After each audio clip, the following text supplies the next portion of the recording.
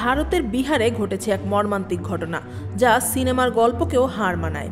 বিয়ের প্রস্তাবে রাজি না হওয়ায় প্রেমিকাকে গুলি করে হত্যা করেন এক যুবক, পরে নিজেও আত্মহত্যা করেন। স্থানীয় একটি হোটেল কক্ষ থেকে উদ্ধার করা হয় তাদের।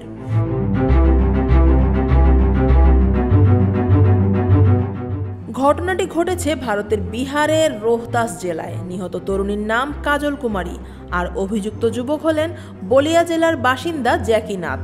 স্থানীয় পুলিশ জানিয়েছে, জ্যাকি দীর্ঘদিন ধরে কাজলকে বিয়ের জন্য চাপ দিচ্ছিলেন, কিন্তু সামাজিক কুসংস্কার ও ভিন্ন জাতের হওয়ায় কাজল বারবার তার প্রস্তাব প্রত্যাখ্যান করেন। কাজলের মা গায়ত্রী দেবী অভিযোগ করেন, তার মেয়ের উপর দীর্ঘদিন ধরে চাপ সৃষ্টি করছিল জ্যাকি। মৃত্যুর কয়েক ঘন্টা আগেই তিনি মেয়েকে বাজারে নামিয়ে দেন। এরপরেই শোনেন রোহতাসের একটি হোটেল কক্ষে গুলি করে হত্যা করা হয়েছে কাজলকে।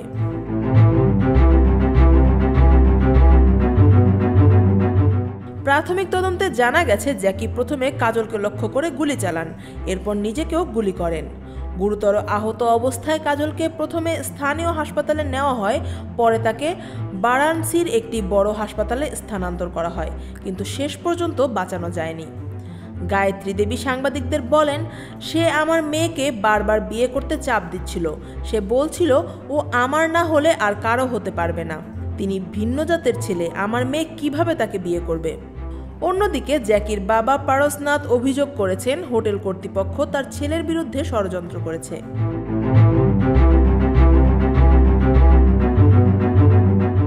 ঘটনার পরপরই স্থানীয় পুলিশ কর্মকর্তা দিলীপ কুমার ঘটনাস্থলে পৌঁছান।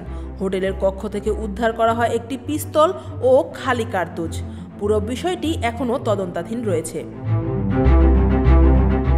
News desk, Dhaka watch.